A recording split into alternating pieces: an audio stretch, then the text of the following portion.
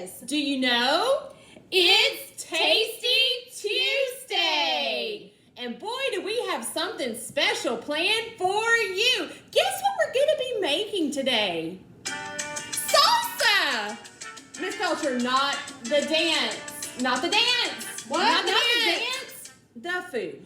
In honor of Taco Tuesday, what better way to use math and have fun than making a batch of salsa?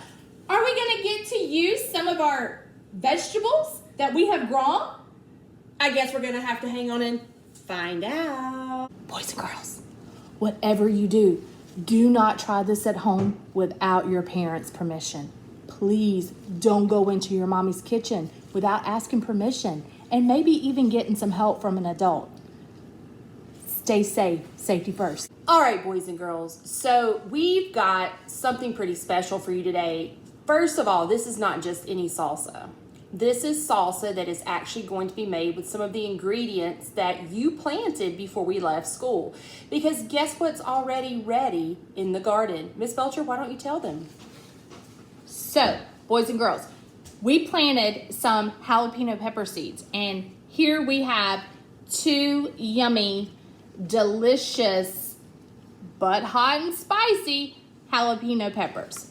Also, we have this beautiful cilantro. Cilantro is an herb, and it's found a lot in dishes that you would eat, such as tacos. So it smells amazing. I can't wait to see how it turns out. Now we're going to be using some familiar ingredients you've probably seen around your grocery store that we did not grow in the garden because one, well, some of them don't grow in our area, and 2, some of them take quite a long time. So we've already got a sweet Vidalia onion here, which Vidalia onions actually come from South Georgia, so it is native to our state. We have some limes, and of course the star of any show of salsa is what? Tomatoes! So we're going to be going through and making this delicious salsa recipe, and I'm going to be talking a little bit about kitchen safety while we're doing it, and we're just going to have some fun. So hang on to your hats. Here we go.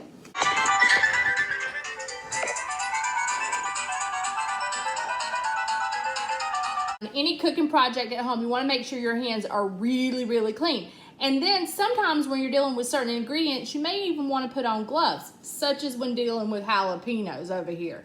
And you want to make sure you have a very clean and sterile cooking surface. So we're going to start first with our onion. Now, onions sometimes people don't care for very much. They can make you emotional and bring a tear to your eye.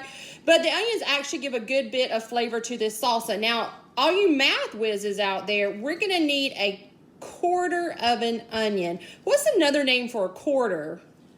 1/4. So that means we're going to divide this onion into 4 equal parts. Now you're noticing I'm going to be using a very big knife. Not something you need to use. This is definitely a job for mom or dad. I have a lot of experience with the knives, so in the kitchen, so I kind of know what I'm doing. So we're going to divide our onion into halves first. So notice we've got 2 equal parts. And now I'm going to take and divide each one of those parts in half. And now we have 4s. So notice we have 1, 2, 3, and 4. So we've got 4 fourths, which makes 1 whole. So we had 1 whole onion. Well, we're not going to need all of this, so I'm going to get my faithful assistant, Miss Belcher, to put this away. Maybe we'll use this on our tacos tomorrow night. Yeah. Now, when you're cutting, it's important to remember that you're always going to cut away from you. So, not near your fingers, but away. Now, we're going to be using a tool called a food processor today, so I'm not going to spend my time chopping or mincing this up because we're going to let it do all of the work. So, I'm going to go ahead and have Miss Belcher put it in our food processor for us, and I'm going to tell you a little bit about our next ingredient, the jalapeno. Now, this little guy right here is the main reason we're wearing these gloves because the jalapenos oil is the gift that keeps on giving. The heat from the jalapeno comes mainly from the seeds and the veins inside, and we're going to take a look at those. And actually, we could take those seeds, and guess what, Miss Belcher? We could Plant them to have more jalapeno peppers. But since we have a lot growing already, we're gonna let this little guy go. So again, we're cutting away from ourselves because we don't want to cut toward ourselves. And notice, look on the inside. It's full of seeds. It's full of seeds. Miss Aston, will you cut that down? Actually, I'm going to cut it right in half. And again, Perfect. I know what I'm doing, so don't do this at home. Now, if you look on the inside of this beautiful pepper, Look at all those little tiny seeds. Boys and girls, remember when we planted them? They looked just like that. And look what it grew. so we're going to remove, these are called veins, and I'm going to carefully take my knife and slide very gently and remove the veins, because guess what? This is where the heat is, and we don't want our salsa to be extremely spicy. And I'm going to take and add it to the food processor. And if you don't know what a food processor is, We'll boys show and you in a girls, few we'll take a minutes. picture and show you. It's this big appliance type thing. It sits on your cabinet. Your parents probably have one at home. And you just push a button and it kind of does all the chopping for you. So notice we've got a nice, clean, ready to go jalapenos. Miss Belcher, throw that guy in as well. Will. So we've got 2 of the ingredients in our salsa that kind of give it some of its flavor, but we've got some other things here. Let's talk about this cilantro. So this cilantro came from the seeds, boys and girls, that you planted. Now, I'm not going to put all of this in here whole because we want to do something called rough chopping. So again, notice I'm cutting away from myself. My fingers are not under my blade, and I'm going to turn again with my right hand, and I'm just going to give it a little bit of a chop. And then Miss Belcher is going to add this as well to our food processor. And I'm going to grab another star of the show. And I know you can't smell any of the things that we're chopping right now, but let me just tell you, this cilantro smells amazing.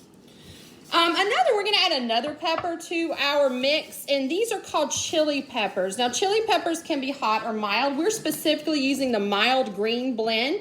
You'll notice they're not as bright as our jalapeno was. Doesn't mean they're not as tasty, though. And notice they got some juice in them. We're going to need that juice for our salsa. So, Miss Belcher, if you'll do the honors and pour that into our food processor as well.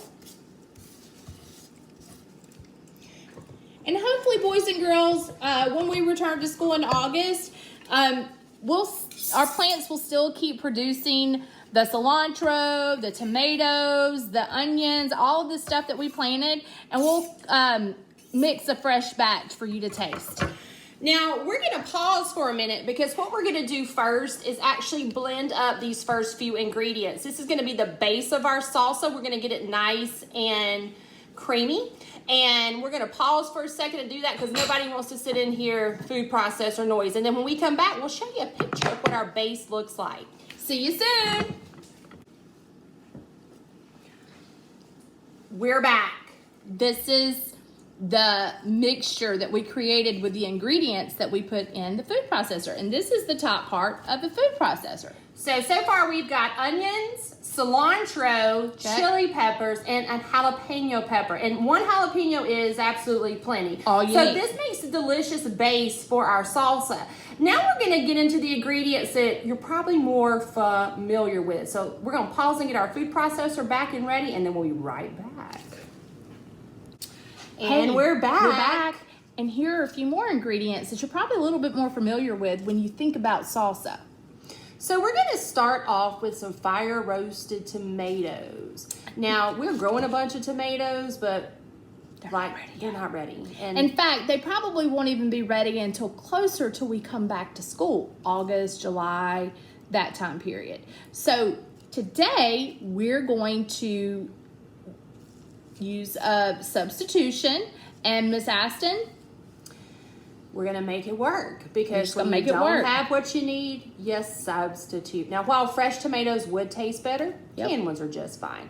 So we're using about 3 cans of fire roasted tomatoes, and Miss Belcher is going to go ahead and add those into our food processor. and you can pick up these tomatoes at your local grocery store. Just make sure you get the fire roasted tomatoes. They can come in any type of brand. It doesn't matter, whatever you prefer. So Miss Belcher is going to add those in. I'm going to tell you a little bit about our other ingredients. So we've got a couple other things here that are common that we use all the time. We've got some salt. Now, if you notice, this is a nifty little salt box because it actually has the chemical formula for salt. So pretty nifty here. So what we're using is called kosher salt, and you're gonna notice it's a little bit grainier. Not as fine as table salt that you're used to shaking out of your shaker. We've also got some just white sugar. We all know what this guy is. It's a lime. So we're getting to what we call the seasoning part. Now this is something when you become a cook, you learn to adjust because everybody's taste buds are not the same. So what we're gonna do is add a tablespoon of our dry seasonings. Now, boys and girls who have been working on your measurement, we've got some measuring spoons here. Now, when you get a set of measuring spoons, sometimes you might get 4. I've even gotten a set of 6 before, but usually we have the standard 1/4 or 1/4, 1/2. We have 1 teaspoon, which is right here. We have half of a tablespoon. And then we've got the big daddy of them all, the tablespoon. So we're going to actually cut a little bit of the salt because it's all good to be healthy right now. So I'm going to take and reach into our nifty salt box, and I'm going to put just half a tablespoon. Now you notice, is it mounded up on top? No, there's just almost like a nice smooth layer of salt. And we're going to reach over here and put that down in our food processor, and we're going to move our salt out of the way so we don't accidentally confuse it with the sugar. Now here's a cool thing. You might be saying, why is there sugar in salsa? Tell them, Miss Belcher. The sugar neutralizes the acid in tomatoes. That's right. Who knew there was so much science in salsa? But there is. So the tomatoes are real acidy. Sometimes they might hurt your belly, but put some sugar in it. It takes the acid away. And did you also know, Miss Belcher, that sugar calms down the heat? I did not know that, but it makes sense because sugar is sweet. So again, notice we have a nice level, and this time we have a tablespoon, and we're going to dump it in our food processor. We're going to move our sugar out of the way so we don't accidentally add too much. Now our cumin. Cumin is something I absolutely adore. And in my personal opinion, you can never have too much, but not everybody likes it. It can be kind of smoky, have a smoky flavor, but I wish you could smell it because it smells absolutely divine. I love it. It is the best spice to have in the kitchen. So now, besides cilantro. you can use too much cumin and it's not going to make it salty or anything like that. And notice I have a nice heaping tablespoon of this one. That's okay. So it's going in our food processor over there. Now the last thing we're going to do is we're actually going to do a little bit of work here with our lime. The first thing we're going to do is we're going to pull out our fractions again. Now, I need to juice this lime. I can't stand here and squeeze no matter how hard I try because lime is coated in a very thick skin, or a rind as we would call it. So the first thing we're going to do is cut this lime in half. So how many equal pieces are we going to have, Miss Belcher? 2. And here's another fun fact about limes and salsa. So depending on your preference or your taste palette, you might not like any lime in your salsa, and that's okay. Or you might like a little or a lot. We happen to like a lot. So I'm going to juice both halves of the lime. Now, this juicer, you may have seen one of these in one of your Play-Doh kits. Yep. Something like this, not the same thing. Nope. This is actually a lime and a lemon juicer. So Miss Belcher is going to juice our lime over the container. So I'm going to give that to her. And notice, boys and girls, as a side note, as you cook any dish or recipe, it's always a good idea to keep your work area clean. And notice that the juices from the lime are squirting out of the holes and into my container. And I like to just give the juicer a twist and squeeze because sometimes you get even more lime juice come out. And when we're finished with our lime, it's going to look like that. So that way we know all the juice is out. Now, do you think that outside rind or skin of this lime is useful? Absolutely. We could do something called zest it, and that would give it an even more rich lime flavor, but we don't want too much lime in our salsa. How's it going over there, Miss Belcher? It's going amazing. You're getting your workout. This is an I am. exercise This too. is great exercise. I'm going to take your other lime, and notice I think we're done because it's empty. Well, Miss Belcher, can you pour that into our food processor? I sure can. Now I'm going to bring our food processor over to the camera just to kind of show you what our mixture is looking like. And notice it looks a little like Sorta it's in looks layers. it looks like Christmas. It's green on the bottom and red on top. But we're about to change that. It's about to be yum yum time. So we're going to pause again so you don't get an ear full of food processor, and we'll be right back. We're Look, totally excited. Look at this. So I wish you had smell-o-vision because It you won't believe smells. it. So Mwah. here we go. Let's take a look at what we've created here. OMG, Miss Belcher. it is the perfect salsa consistency. I see little green specks of our cilantro and our jalapeno, and I cannot wait to dig in and taste it. So we have melted all of our flavors together, and it truly smells divine. So we're gonna do what good cooks do and wash our hands and get ready to sample this. Well, we're about to get to the best part of everything. Now, we've had a little fun with math. We've even talked a little bit about science. Who knew? So our salsa is ready. We're gonna take a chip and dive in, and there's absolutely no double dipping. Primo. Amazing. Now, this salsa is good to go now, but I will tell you, refrigerate it, let it chill for a few hours, Let and all the flavors come together. and you can't beat this. So, thanks for tuning in to Tasty Tuesday. I'm Miss Aston. And I'm Miss Belcher. We're gonna enjoy some salsa.